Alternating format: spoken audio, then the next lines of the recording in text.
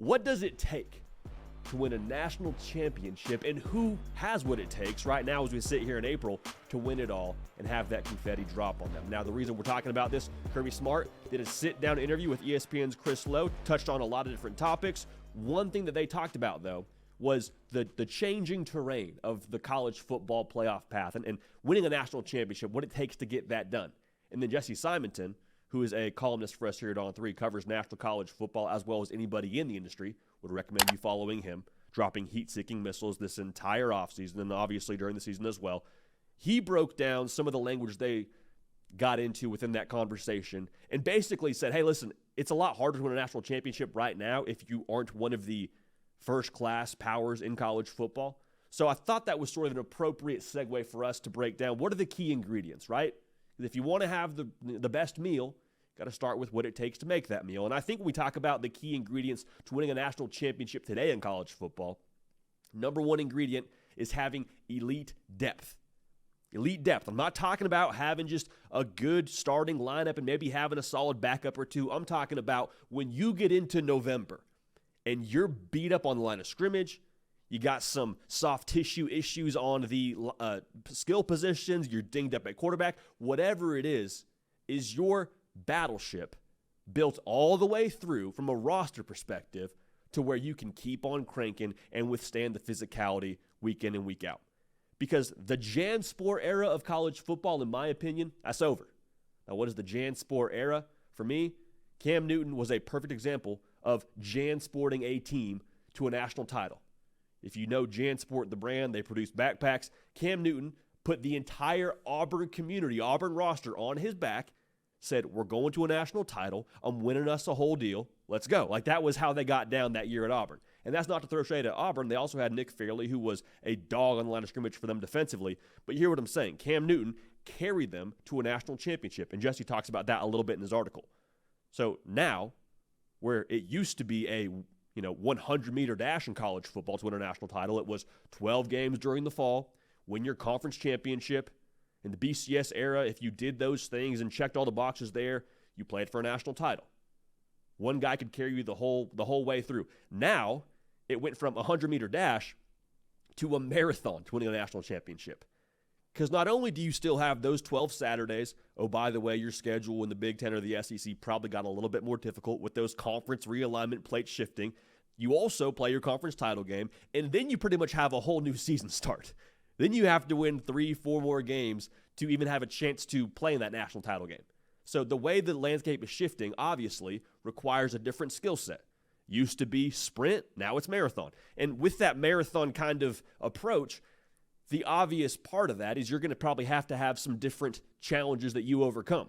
It used to be straight line speed, get there as quick as possible, flat surface, ideal, track for the most part. Now it's you got to run up hills, you got to run at altitude, you got to be good on the downhill, you got to be able to run the turn. Like, all those things are metaphors for me of what it requires now to win in college football, which is essentially just saying you're going to have to play more difficult opponents in that college football playoff stretch.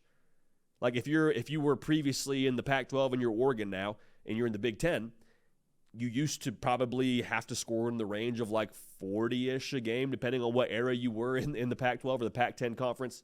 Again, rest in peace to the Pac-10, Pac-12. But you hear what I'm saying. Now it's, okay, that's great. That was what got it done for you in the regular season. But as you move into the playoff, you're going to have to play those SEC teams that are phenomenal in the trenches. And I'm speaking to Oregon here as an example because the fact they're moving conferences, but it applies to everybody just the same. Like we saw Michigan last year, the way they won the national championship, it looked different game in and game out for them. And they still had their bread and butter. They had a distinct identity of we're going to be more physical than you, and that's going to be how we win ball games. Go ahead and see the entire second half of that Penn State game for a teach tape and what they did. But there was also games where, hey, J.J. McCarthy, we might need you to spin the pill a little bit for us to win this game. Hey, defense, we might need you to answer the call to action a little bit more while the offense gets it going. So when you talk about what it takes in college football, you got to be multiple. Long gone are the days of the one-trick pony. You got to have multiple pitches. Now, you have to have your fastball stay your fastball, but again, to win the whole thing, you got to be able to ground and pound one week, score 40 the next week, play in a rock fight the week after that. Like, that's just the way that modern college football is evolving. And so the more styles you can fight, the better prepared you are to win a national championship. Now, I think a subplot within that, and something we saw Michigan do really well last year and Georgia, quite frankly, the year before, is experience at the wheel. Okay, I'm talking from the staff to the personnel. And when I say at the wheel, I mean more ideally than not, personnel at really key positions. So we're talking head coach, we're talking quarterback with some big game experience. Doesn't have to be playoff experience, doesn't have to be national title experience. I mean, the more big game experience, the merrier. But we talked to J.J. McCarthy during national title media days this year. The first question I asked him, like, hey, y'all have played in a lot of big stages. You played in a college football playoff game last year, played in a college football playoff game this past week. I mean, the Ohio State game every single year for them was more or less an extension of the college football playoff, and just was curious to get his thoughts on how much that impacted them on their national title appearance and eventually the national championship victory. But he was just pretty much straight up with us and was like, yeah, I think experience is your greatest asset as a competitor. Like, that's one of the things that's benefited us the most. And so to distill it down to a phrase here for me, like, I think to win a national championship, you would ideally have an older roster. You would have a coach with experience in a big spot. You have a quarterback with the experience in a big stage as well to give you a we don't flinch kind of gene.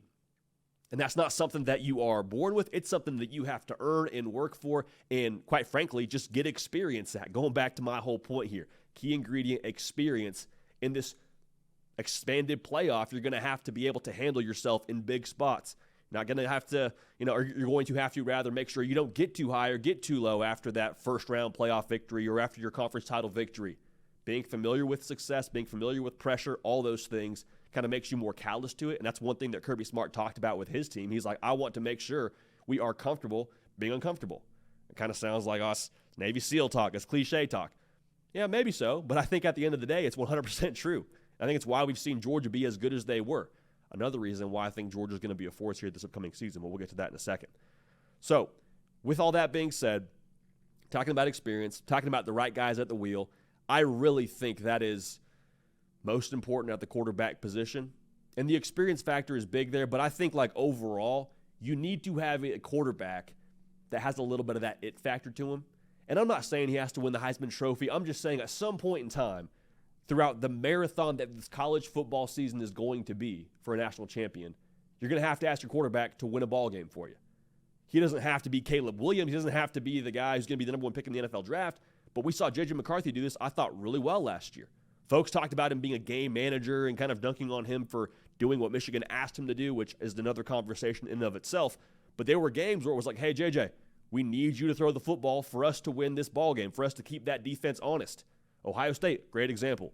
The Rose Bowl game against Alabama, threw 3 touchdowns, just doing what was asked of him. So J.J. McCarthy's a good example of this, but I really do think when you look at the previous national championship winners, the quarterback has had a little bit of something to them. Now, Stetson Bennett obviously is a little bit of an outlier there, their first national title for Georgia, and the caveat there, the reason why he's an outlier is because that was arguably the greatest defense of all time in college football. But the fact remains, you're going to have your quarterback in an expanded playoff stretch win you some ball games and be the difference maker for you. So those are kind of the ingredients. Again, to backtrack a little bit, elite depth, it's now a marathon, no longer a sprint. Shout out Drake. Experience at the wheel. You cannot flinch in the big spots. And you're going to have a lot of big spots where you have to win in this expanded playoff. Ideally, some it factor at quarterback. I think that's becoming more and more of a non-negotiable. So with those ingredients, who has those on paper right now?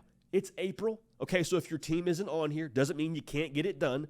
But I do think it's fair for us to sort of, at this point in time, get a gauge for who has the makings of what we're looking for to win the whole national championship. And it's coincidental, I suppose, that FanDuel has these teams as the 4 best odds to win it all as we sit here in April.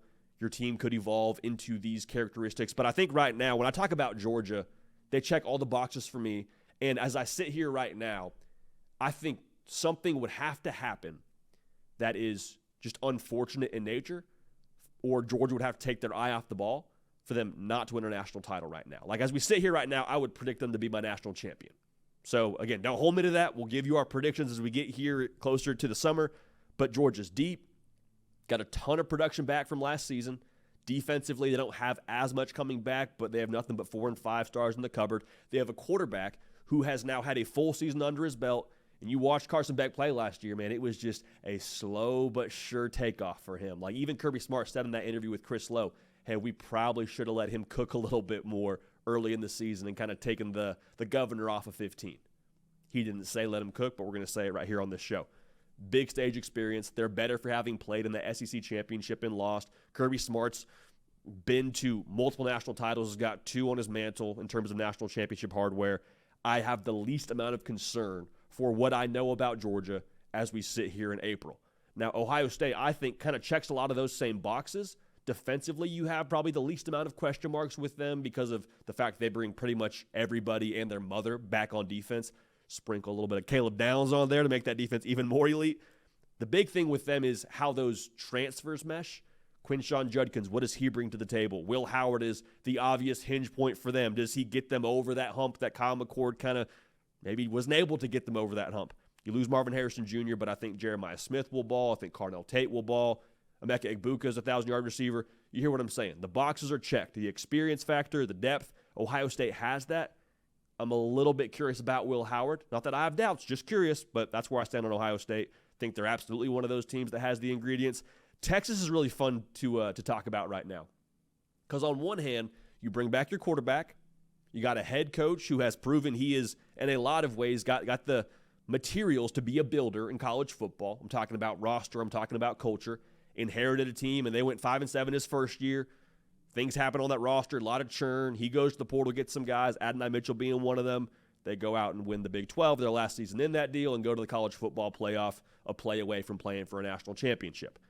The bottom line here is I'm curious about, for Texas, how do they do with this next evolution? Because last year was kind of this peak, if you were to graph the Steve Sarkisian era. It was kind of the slow trend up, 5-7, 8-4, Big 12 champs, college football playoff berth.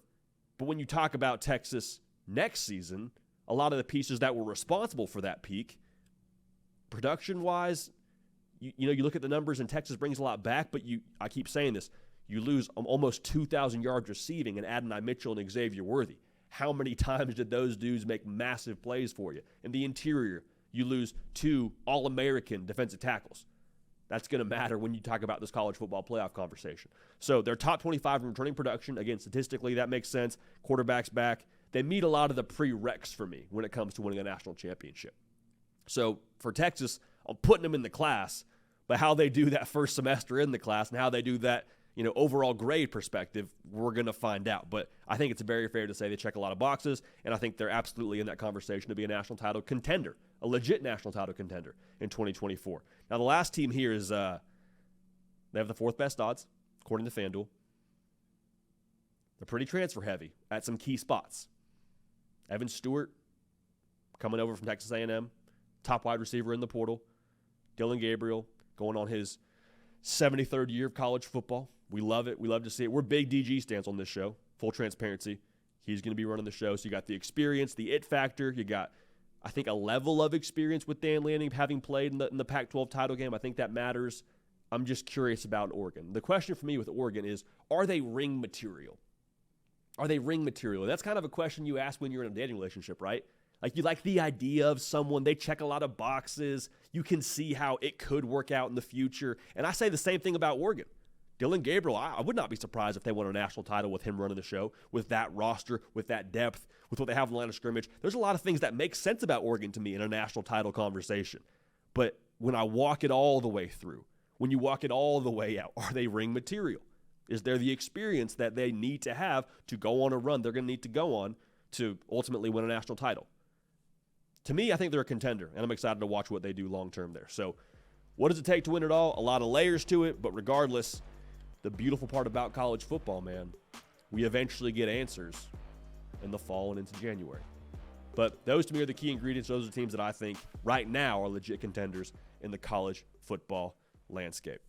Hey, y'all, thanks so much for watching. Subscribe to the channel here to make sure you don't miss an episode of The Hard Count. Also, be sure to check out other videos on the On3 YouTube channel.